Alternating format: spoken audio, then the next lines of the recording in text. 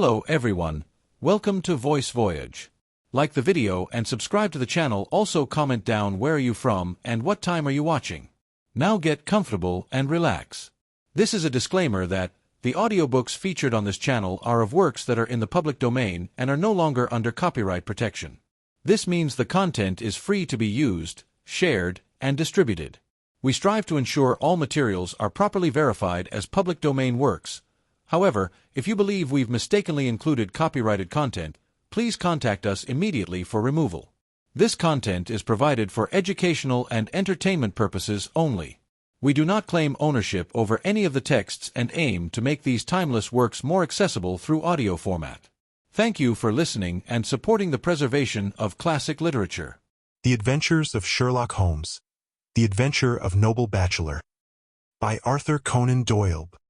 The Lord Street Simon marriage and its curious termination have long ceased to be a subject of interest in those exalted circles in which the unfortunate bridegroom moves.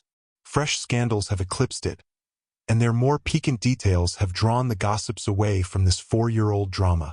As I have reason to believe, however, that the full facts have never been revealed to the general public, and as my friend Sherlock Holmes had a considerable share in clearing the matter up, I feel that no memoir of him would be complete without some little sketch of this remarkable episode. It was a few weeks before my own marriage, during the days when I was still sharing rooms with Holmes in Baker Street, that he came home from an afternoon stroll to find a letter on the table waiting for him. I had remained indoors all day, for the weather had taken a sudden turn to rain, with high autumnal winds, and the Jezile bullet which I had brought back in one of my limbs as a relic of my Afghan campaign throbbed with dull persistence. With my body in one easy chair and my legs upon another, I had surrounded myself with a cloud of newspapers until at last, saturated with the news of the day, I tossed them all aside and lay listless, watching the huge crest and monogram upon the envelope upon the table and wondering lazily who my friend's noble correspondent could be. "Here is a very fashionable epistle," I remarked as he entered. "Your morning letters, if I remember right, were from a fishmonger and a tidewaiter."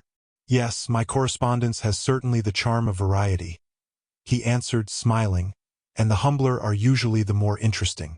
This looks like one of those unwelcome social summonses which call upon a man either to be bored or to lie." He broke the seal and glanced over the contents. "Oh, come, it may prove to be something of interest after all." "Not social, then?" "No, distinctly professional." "And from a noble client?" "One of the highest in England." "My dear fellow, I congratulate you. I assure you, Watson, without affectation, that the status of my client is a matter of less moment to me than the interest of his case. It is just possible, however, that also may not be wanting in this new investigation. You have been reading the papers diligently of late, have you not?" "It looks like it," said I ruefully, pointing to a huge bundle in the corner. "I have had nothing else to do." "It is fortunate, for you will perhaps be able to post me up." I read nothing except the criminal news and the agony column. The latter is always instructive. But if you have followed recent events so closely, you must have read about Lord Street Simon and his wedding. "Oh, yes, with the deepest interest." "That is well. The letter which I hold in my hand is from Lord Street Simon. I will read it to you, and in return you must turn over these papers and let me have whatever bears upon the matter. This is what he says. "My dear Mr. Sherlock Holmes, Lord Backwater tells me that I may place implicit reliance upon your judgment and discretion. I have determined, therefore, to call upon you and to consult you in reference to the very painful event which has occurred in connection with my wedding. Mr. Lestrade of Scotland Yard is acting already in the matter, but he assures me that he sees no objection to your cooperation, and that he even thinks that it might be of some assistance. I will call at 4 o'clock in the afternoon, and, should you have any other engagement at that time, I hope that you will postpone it, as this matter is of paramount importance. Yours faithfully, Robert St. Simon. It is dated from Grosvenor Mansions, written with a quill pen, and the noble lord has had the misfortune to get a smear of ink upon the outer side of his right little finger," remarked Holmes as he folded up the epistle. "He says 4 o'clock. It is 3 now. He will be here in an hour. Then I have just time, with your assistance, to get clear upon the subject. Turn over those papers and arrange the extracts in their order of time. while I take a glance as to who our client is. He picked a red-covered volume from a line of books of reference beside the mantelpiece. Here he is, said he, sitting down and flattening it out upon his knee. Lord Robert Walsingham de Vere Street Simon, second son of the Duke of Balmoral. Arms. Azure, 3 caltrops in chief over a fess sable. Born in 1846. He's 41 years of age, which is mature for marriage. Was Undersecretary for the Colonies in a late administration. The Duke, his father, was at one time Secretary for Foreign Affairs. They inherit Plantagenet blood by direct descent, and Tudor on the distaff side. Well, there is nothing very instructive in all this. I think that I must turn to you, Watson, for something more solid. I have very little difficulty in finding what I want, said I, for the facts are quite recent, and the matter struck me as remarkable. I feared to refer them to you, however, as I knew that you had an inquiry on hand and that you disliked the intrusion of other matters. Oh, you mean the little problem of the Grosvenor Square furniture van. That is quite cleared up now, though indeed it was obvious from the first. Pray give me the results of your newspaper selections. Here is the first notice which I can find. It is in the personal column of the Morning Post and dates, as you see, some weeks back. A marriage has been arranged, it says, and will, if rumor is correct, very shortly take place between Lord Robert St. Simon, second son of the Duke of Balmoral, and Miss Hattie Doran, the only daughter of Aloysius Doran, Esq. of San Francisco, California, USA. That is all. Terse and to the point, remarked Holmes, stretching his long, thin legs towards the fire. There was a paragraph amplifying this in one of the society papers of the same week. Here it is. There will soon be a call for protection in the marriage market, for the present free trade principle appears to tell heavily against our home product. One by one, the management of the noble houses of Great Britain is passing into the hands of our fair cousins from across the Atlantic. An important addition has been made during the last week to the list of the prizes which have been borne away by these charming invaders. Lord Street Simon, who has shown himself for over 20 years proof against the little god's arrows, has now definitely announced his approaching marriage with Miss Hattie Doran, the fascinating daughter of a California millionaire. Miss Doran, whose graceful figure and striking face attracted much attention at the Westbury House festivities, is an only child, and it is currently reported that her dowry will run to considerably over the 6 figures, with expectancies for the future. As it is an open secret that the Duke of Balmoral has been compelled to sell his pictures within the last few years, and as Lord St. Simon has no property of his own save the small estate of Birchmoor, it is obvious that the Californian heiress is not the only gainer by an alliance which will enable her to make the easy and common transition from a Republican lady to a British peeress. Anything else? Asked Holmes, yawning. Oh yes, plenty. Then there is another note in the Morning Post to say that the marriage would be an absolutely quiet one, that it would be at St. George's, Hanover Square, that only half a dozen intimate friends would be invited, and that the party would return to the furnished house at Lancaster Gate which has been taken by Mr. Aloysius Doran. 2 days later, that is, on Wednesday last, there is a curt announcement that the wedding had taken place, and that the honeymoon would be passed at Lord Backwater's place, near Petersfield. Those are all the notices which appeared before the disappearance of the bride. Before the what? Asked Holmes with a start. The vanishing of the lady. When did she vanish, then? At the wedding breakfast. Indeed, this is more interesting than it promised to be. Quite dramatic, in fact. Yes. It struck me as being a little out of the common.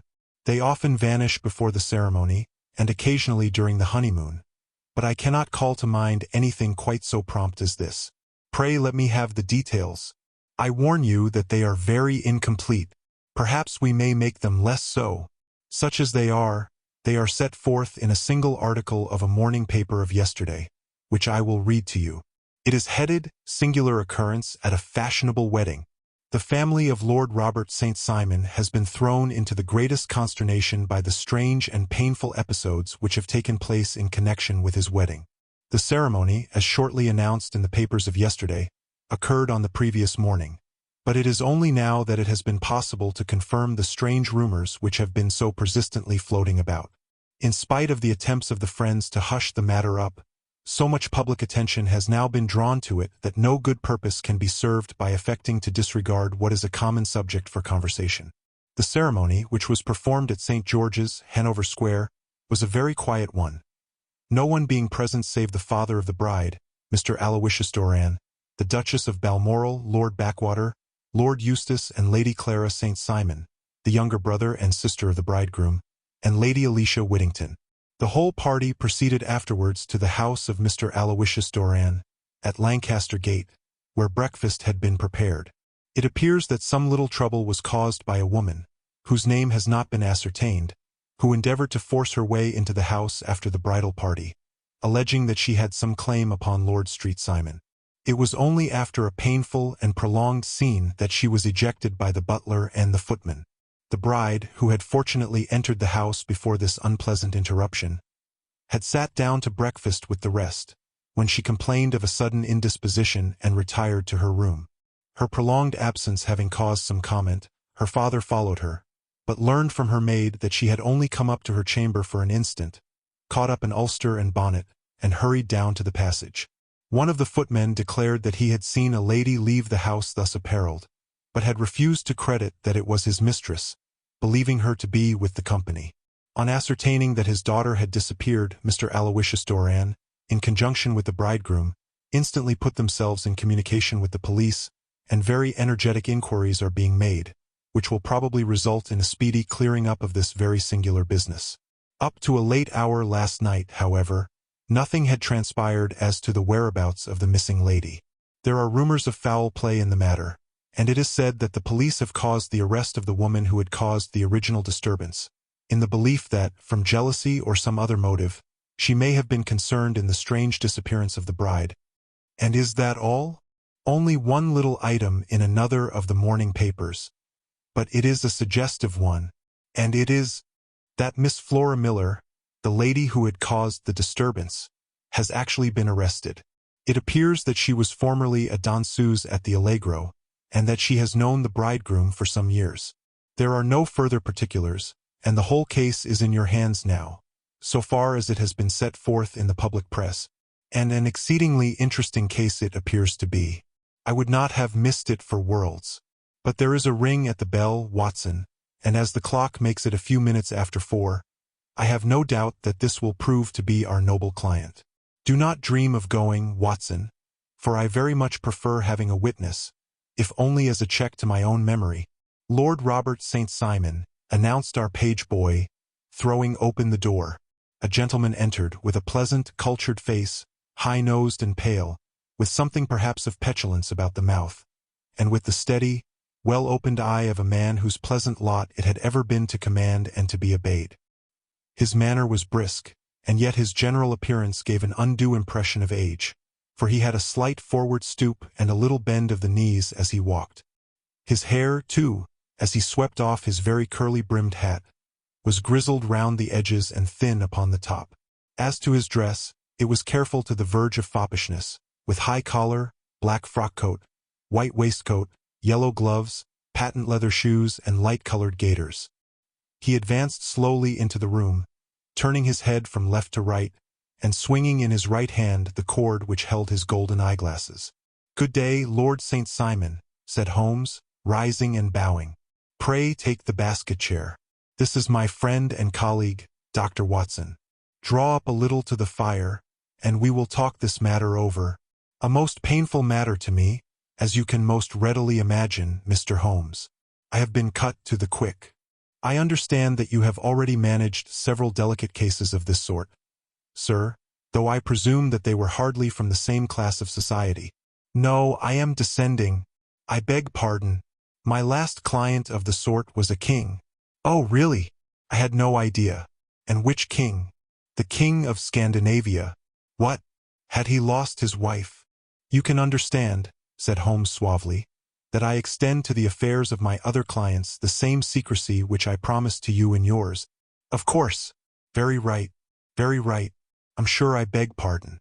As to my own case, I am ready to give you any information which may assist you in forming an opinion." "Thank you. I have already learned all that is in the public prints, nothing more. I presume that I may take it as correct. This article, for example, as to the disappearance of the bride, Lord Street Simon glanced over it.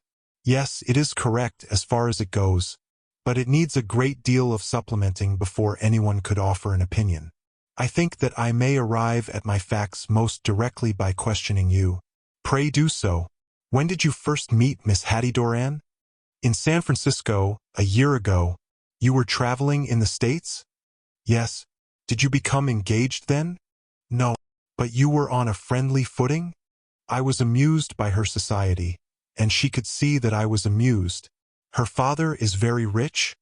He is said to be the richest man on the Pacific slope. And how did he make his money? In mining. He had nothing a few years ago. Then he struck gold, invested it, and came up by leaps and bounds. Now, what is your own impression as to the young ladies? Your wife's character? The nobleman swung his glasses a little faster and stared down into the fire. You see, Mr. Holmes, said he, my wife was 20 before her father became a rich man. During that time she ran free in a mining camp and wandered through woods or mountains, so that her education has come from nature rather than from the schoolmaster. She is what we call in England a tomboy, with a strong nature, wild and free, unfettered by any sort of traditions. She is impetuous, volcanic, I was about to say. She is swift in making up her mind and fearless in carrying out her resolutions. On the other hand, I would not have given her the name which I have the honor to bear. He gave a little stately cough, had I not thought her to be at bottom a noble woman. I believe that she is capable of heroic self-sacrifice and that anything dishonorable would be repugnant to her. Have you her photograph? I brought this with me. He opened a locket and showed us the full face of a very lovely woman. It was not a photograph but an ivory miniature, and the artist had brought out the full effect of the lustrous black hair, the large dark eyes, and the exquisite mouth. Holmes gazed long and earnestly at it. Then he closed the locket and handed it back to Lord Street Simon. The young lady came to London.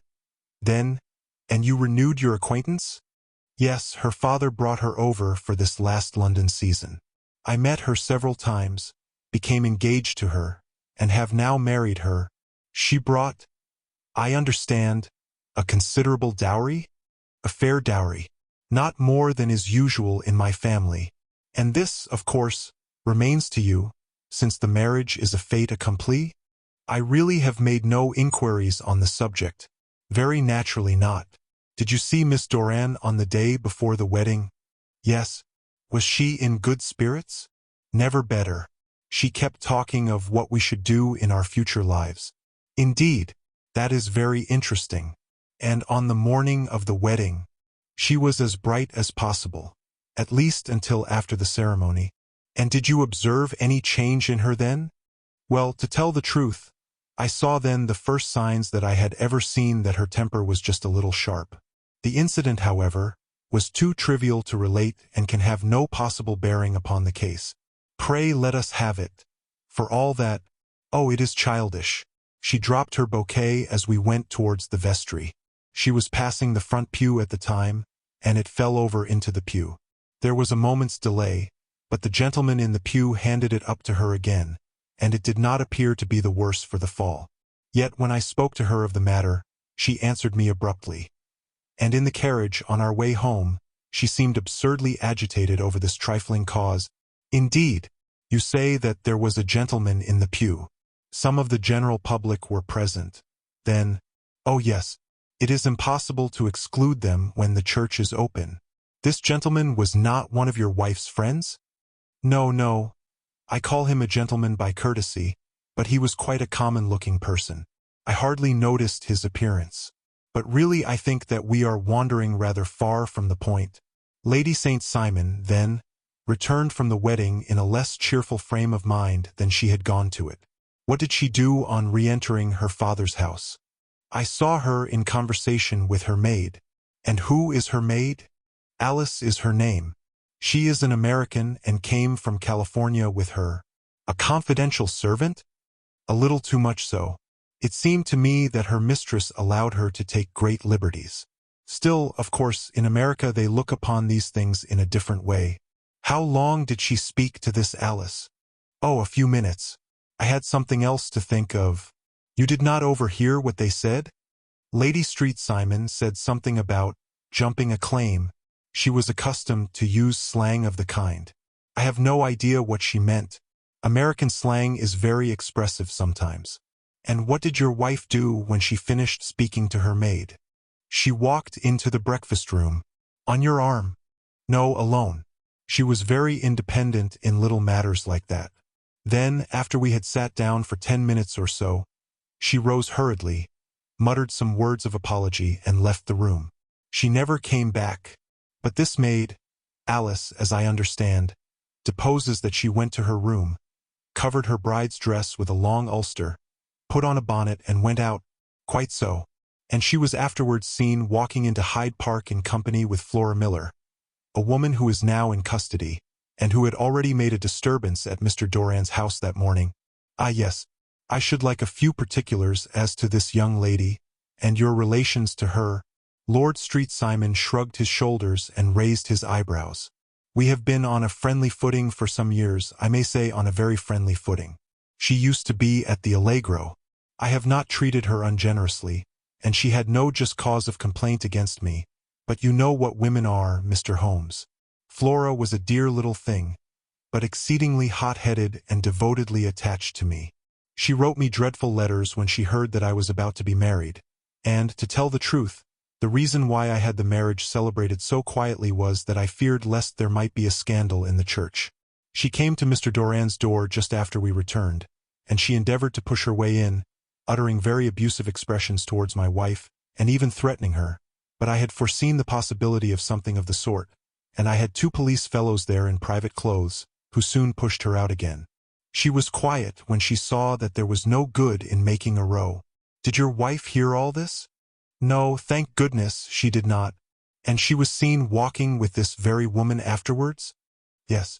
That is what Mr. Lestrade of Scotland Yard looks upon as so serious. It is thought that Flora decoyed my wife out and laid some terrible trap for her. Well, it is a possible supposition. You think so, too? I did not say a probable one. But you do not yourself look upon this as likely. I do not think Flora would hurt a fly. Still, jealousy is a strange transformer of characters. Pray, what is your own theory as to what took place? Well, really, I came to seek a theory, not to propound one. I have given you all the facts. Since you ask me, however, I may say that it has occurred to me as possible that the excitement of this affair, the consciousness that she had made so immense a social stride, had the effect of causing some little nervous disturbance in my wife. In short, that she had become suddenly deranged?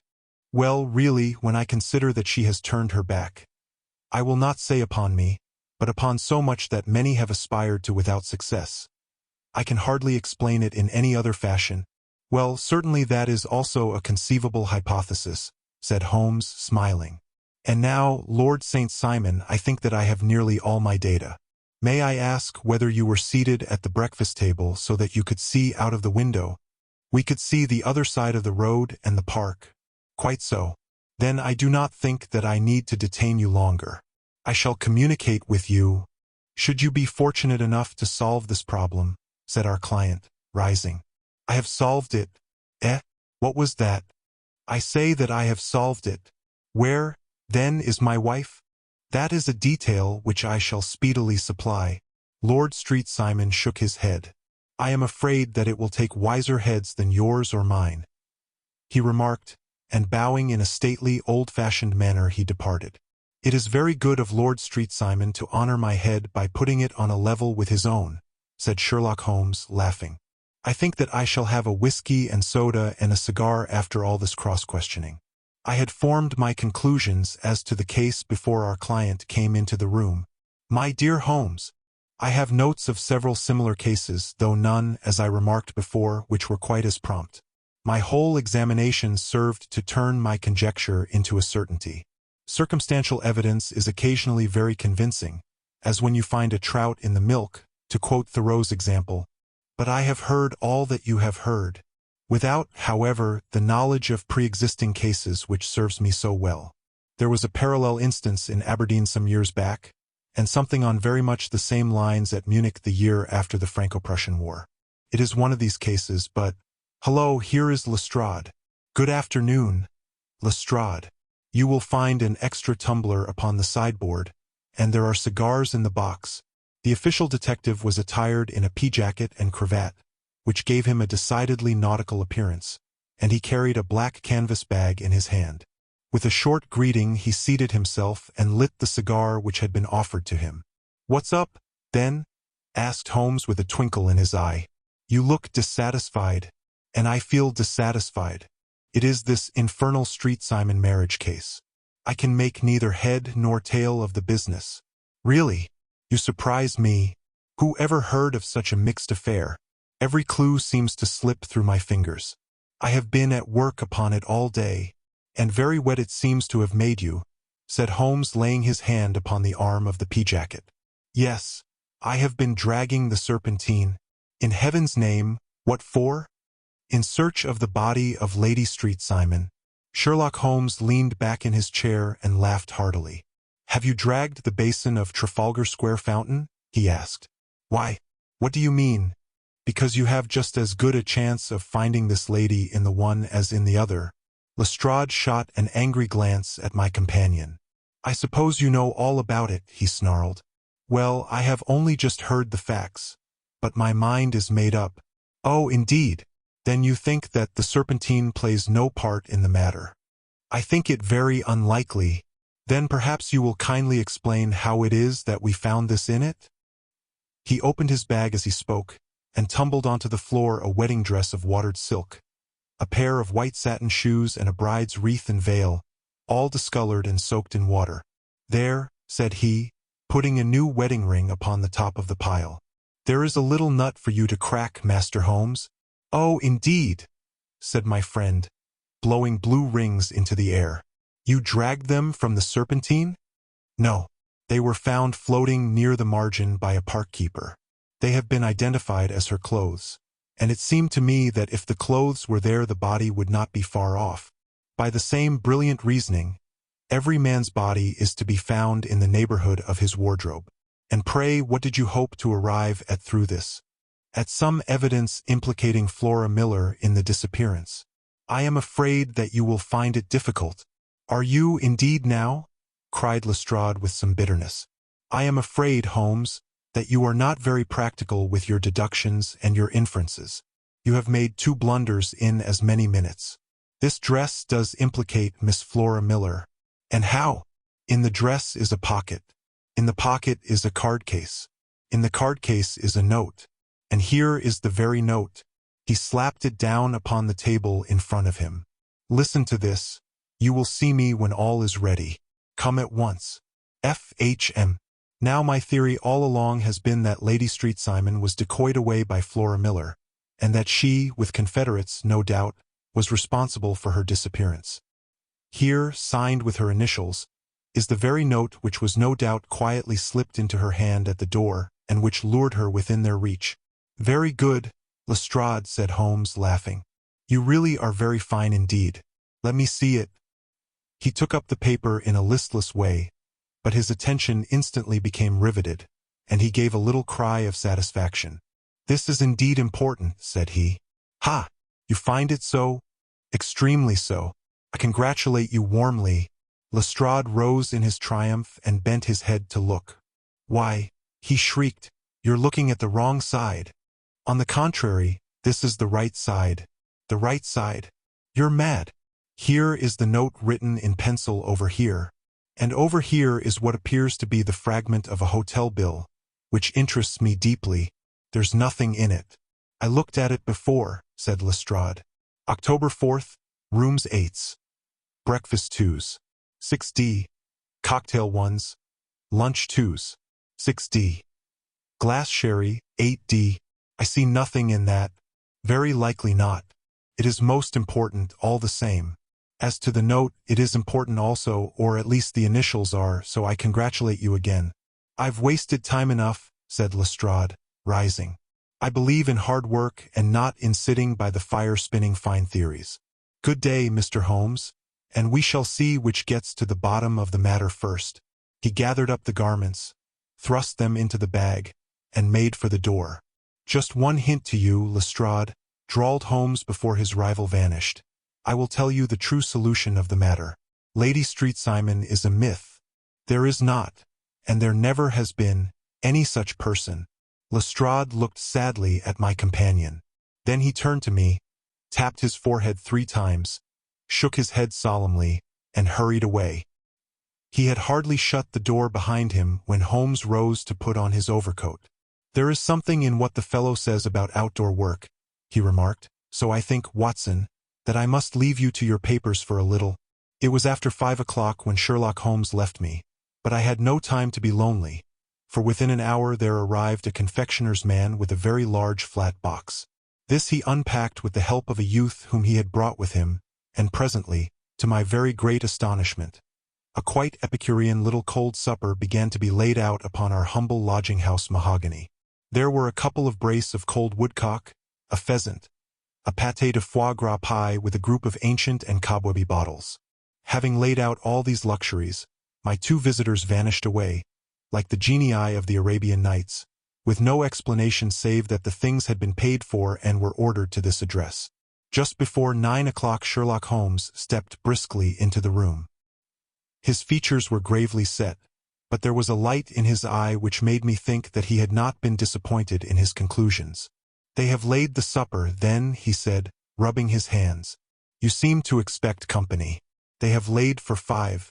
"Yes, I fancy we may have some company dropping in," said he. "I am surprised that Lord Street Simon has not already arrived. Ha!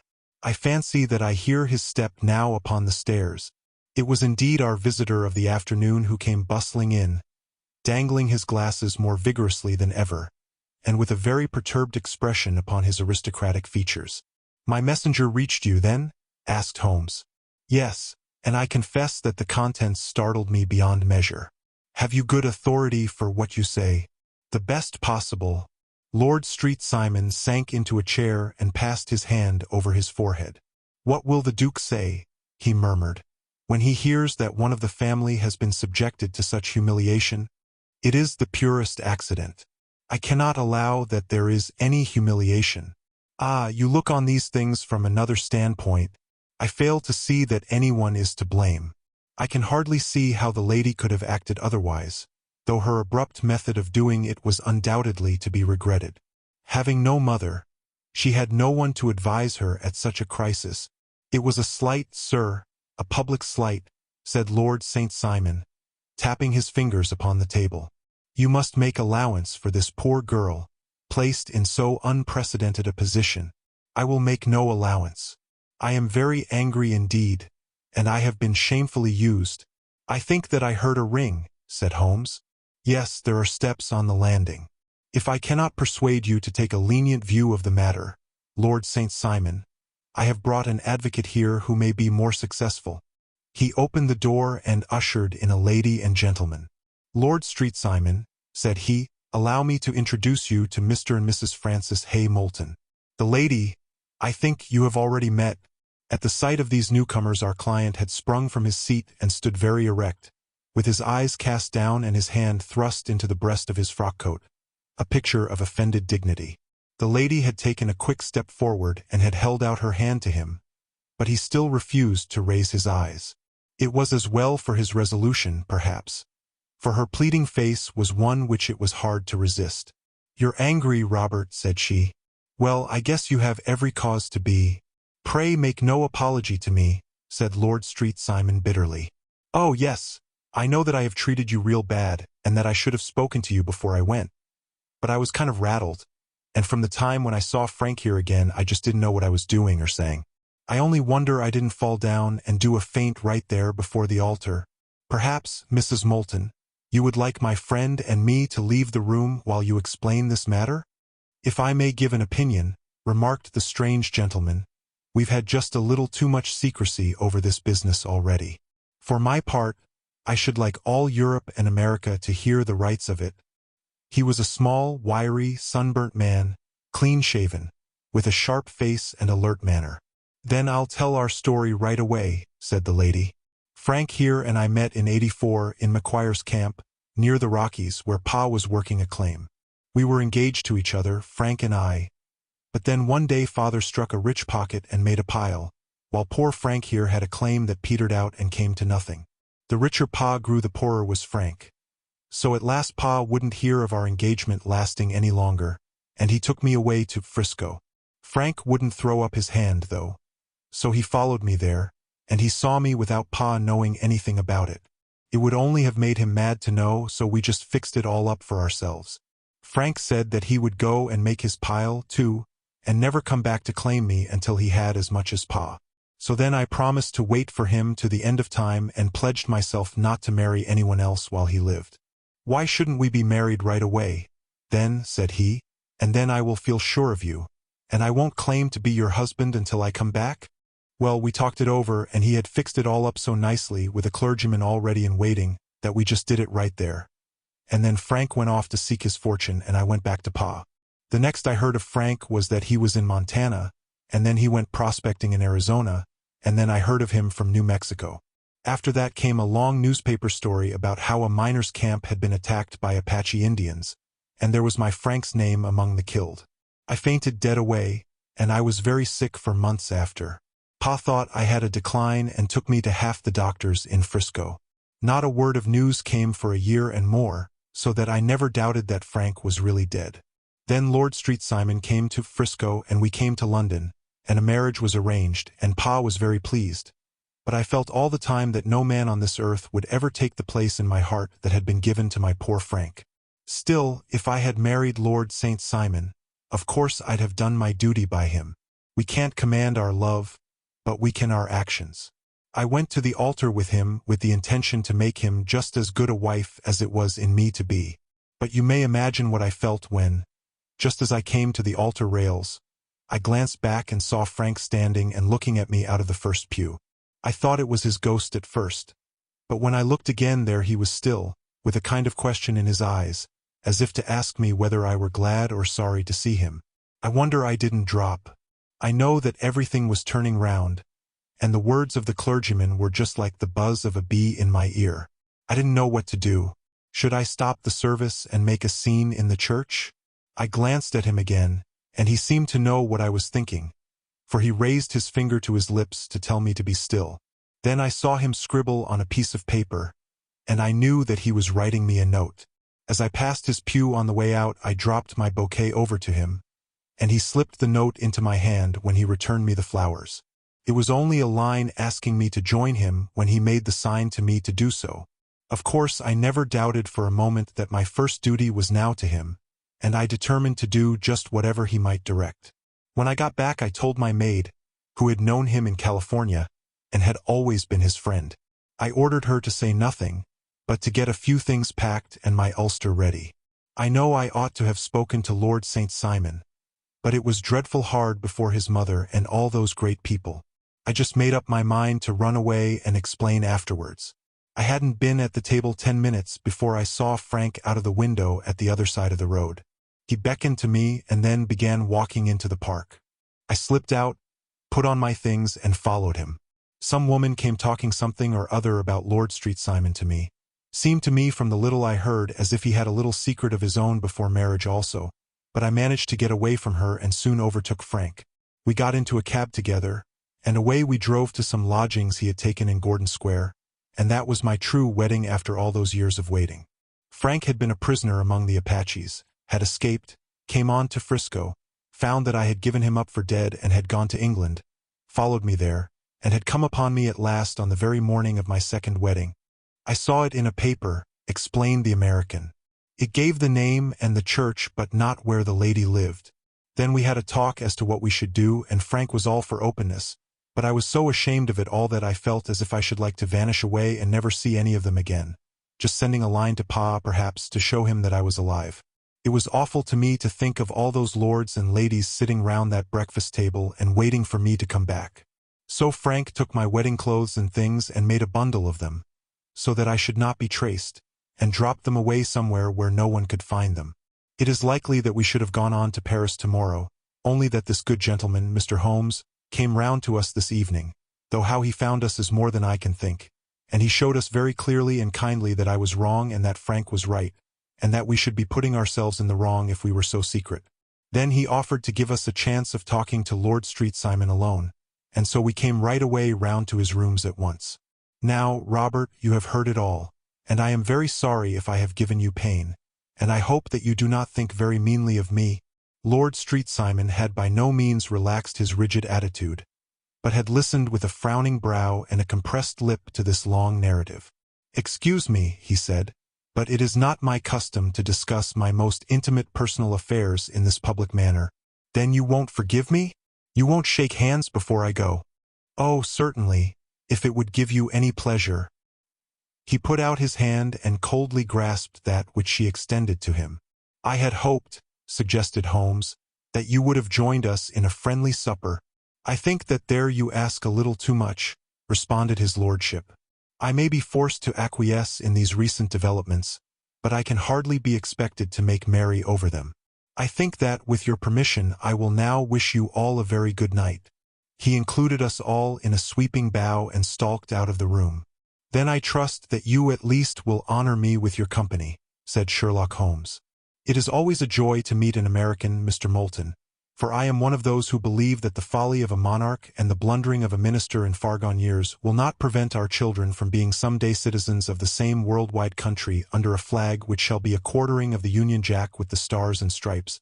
"The case has been an interesting one," remarked Holmes when our visitors had left us, "because it serves to show very clearly how simple the explanation may be of an affair which at first sight seems to be almost inexplicable. Nothing could be more natural than the sequence of events as narrated by this lady, and nothing stranger than the result when viewed, for instance, by Mr. Lestrade of Scotland Yard." "You were not yourself at fault at all, then?" "From the first, two facts were very obvious to me. The one that the lady had been quite willing to undergo the wedding ceremony, the other that she had repented of it within a few minutes of returning home. Obviously something had occurred during the morning, then, to cause her to change her mind. What could that something be? She could not have spoken to anyone when she was out, for she had been in the company of the bridegroom. Had she seen someone, then? If she had, it must be someone from America, because she had spent so short a time in this country that she could hardly have allowed anyone to acquire so deep an influence over her that the mere sight of him would induce her to change her plans so completely. You see, we have already arrived, by a process of exclusion, at the idea that she might have seen an American. Then who could this American be, and why should he possess so much influence over her? It might be a lover, it might be a husband. Her young womanhood had, I knew, been spent in rough scenes and under strange conditions. So far I had got before I ever heard Lord St. Simon's narrative. When he told us of a man in a pew, of the change in the bride's manner, of so transparent a device for obtaining a note as the dropping of a bouquet, of her resort to her confidential maid, and of her very significant allusion to claim-jumping, which in miners' parlance means taking possession of that which another person has a prior claim to, the whole situation became absolutely clear. She had gone off with a man, and the man was either a lover or was a previous husband, the chances being in favor of the latter. And how in the world did you find them? It might have been difficult, but friend Lestrade held information in his hands the value of which he did not himself know. The initials were, of course, of the highest importance, but more valuable still was it to know that within a week he had settled his bill at one of the most select London hotels. How did you deduce the select? By the select prices. 8 shillings for a bed and 8 pence for a glass of sherry pointed to one of the most expensive hotels. There are not many in London which charge at that rate. In the second one, which I visited in Northumberland Avenue, I learned by an inspection of the book that Francis H. Moulton, an American gentleman, had left only the day before, and on looking over the entries against him, I came upon the very items which I had seen in the duplicate bill. His letters were to be forwarded to 226 Gordon Square. So thither I traveled, and being fortunate enough to find the loving couple at home, I ventured to give them some paternal advice and to point out to them that it would be better in every way that they should make their position a little clearer both to the general public and to Lord St. Simon in particular. I invited them to meet him here, and, as you see, I made him keep the appointment. But with no very good result, I remarked. His conduct was certainly not very gracious. "Ah, Watson," said Holmes, smiling, "perhaps you would not be very gracious either, if, after all the trouble of wooing and wedding, you found yourself deprived in an instant of wife and of fortune. I think that we may judge Lord Street Simon very mercifully and thank our stars that we are never likely to find ourselves in the same position." Draw your chair up and hand me my violin. For the only problem we have still to solve is how to while away these bleak autumnal evenings. Thank you. Since you have made it till here, I would request you all to comment down your valuable feedback.